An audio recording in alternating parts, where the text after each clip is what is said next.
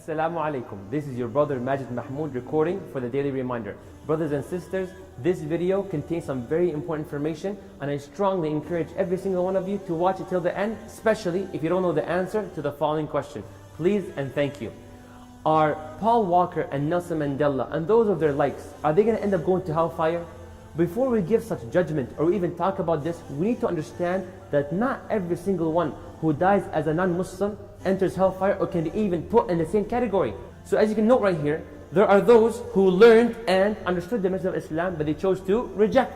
And there are those who did not learn nor understand the message of Islam and they died as non-Muslims. Amongst them, those are clueless. For example, the person who lives on an island and has no idea whatsoever about Islam.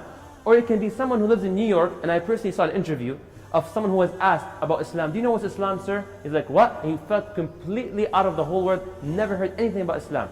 Number two, people who had the corrupted understanding. So they went to an anti-Islamic website, heard a hater or an ignorant person who said Islam is about killing innocent people, etc. So that person believed that horrible message and they feared any Muslim, let alone convert to Islam.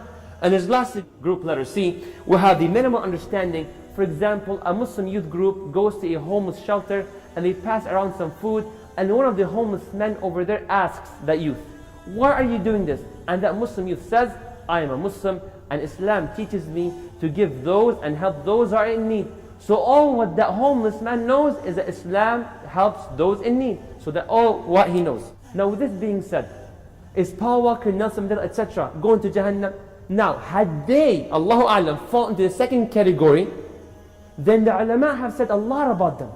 For example, Ibn Kathir, Ibn al-Qayyim, Al-Lajna al-Da'ima, and many other ulama, they said, we cannot confirm whether they're going to go to Jannah or Jahannam. Rather, Allah subhanahu wa ta'ala, Al-Hakam, the judge, will give a very fair test to them. Had they passed, they go to Jannah. Had they failed, they go to Jahannam. And the proof they've used in Surah Al-Isra, chapter 17, verse 15, where Allah said, من اهتدى فإنما يهتدي لنفسه ومن ضل فإنما يضل عليها ولا تزر وازرة وزر أخرى وما كنا معذبين حتى نبعث رسولا وَمَا كُنَّا مُعَذِّبِينَ حَتَّى نَبْعَثَ رَسُولًا. And we would never punish someone until that person fully understood and learned that message. Is it clear?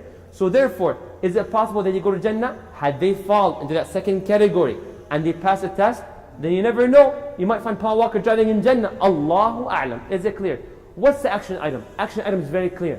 We shall never rush and give a final verdict on anyone on the face of this earth unless Allah or Prophet Muhammad sallallahu alaihi wasallam, don't forget sallallahu alaihi wasallam, have already confirmed some destination to certain people, such as Abu Lahab, where Allah said in Surah Al-Masad, chapter 111, سيصلى نارا ذات لهب وامرأته حمالة الحطب. سيصلى نارا ذات لهب وامرأته حمالة الحطب. That they're going to Jahannam. And part of our iman is to believe they're going to Jahannam. Also Rasulullah sallam mentioned that Al-Hasan and Al-Husayn radiallahu anhuma, they're going to Jannah in authentic hadith in Tirmidhi, right? Now, had you rush, you would be in deep trouble. I'm sorry, but I have to warn you out of love, wallahi out of love. Where Abu Hurairah radiallahu anhu, he told one of his companions, يا يمامي لا تقولن لأحد والله لا يغفر الله لك أو والله لا يدخلك الله الجنة. Ya Yamami, don't ever tell anyone Allah will never forgive you, or do not ever tell them Allah will never allow you to enter Jannah. The Yamami said, Ya Abu Hurairah, sometimes we get so angry towards our friends, some random people, and we tell them that statement. Abu Hurairah said, regardless, فَلَا تَقُلْهَا. Why? Because I heard Rasulullah sallallahu alayhi wa sallam. This hadith is authentic in Muslim Imam Ahmad.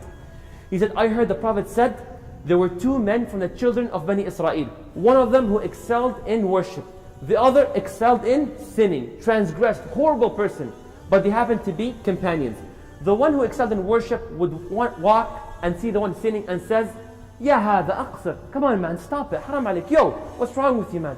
Allah's watching you, whatever terms they've used.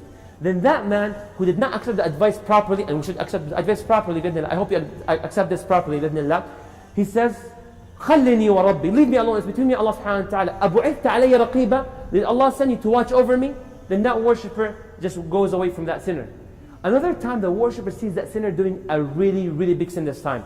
And he says, Wayhak, woe to you, Aqsir, stop it man, cut it, enough is enough, what's wrong with you? Allah's watching, you fear Allah, Jahannam, etc. Then that person says, Khallini wa Rabbi. It's between me and Allah subhanahu wa ta'ala. Abu'ithta alayya raqiba. Does Allah think to watch over me? Now that worshipper, what happens? He gets irritated. He gets so angry. He says, Wallahi, Allah will never forgive you. Or, Wallahi, Allah will never allow you to enter Jannah. At that instant, Allah sends the angel of death. He grabs the soul of both of them, and they are brought forth in front of Allah subhanahu wa ta'ala. And Allah tells the one who transgressed in sins, went beyond the limits. He said, Idhab, fadkhul jannati bi rahmati. Go into my Jannah, due to my mercy. Allahu Akbar. And he tells the one who basically excelled in worship. He says, Akunta bi alima? Did you know that what I know? And he said, Akunta ala ma fi yadayya qadira? Were you capable of doing that which I'm capable of doing? Then he says to the angels, Idhabu bihi ila nar. Go take him to Jahannam. Subhanallah. No one in the world should limit the mercy of Allah subhanahu wa ta'ala. This is the clearest message I can ever give you, brothers and sisters. With this being said, I ask you and encourage every one of you to please share this video. Share it, you never know what happens. And if you wish to subscribe to my own personal channel, then you can click here or go to the description box below, inshallah. And once again, don't forget to share the video. Jazakumullahu khaira. Wassalamu alaikum wa rahmatullahi wa barakatuh.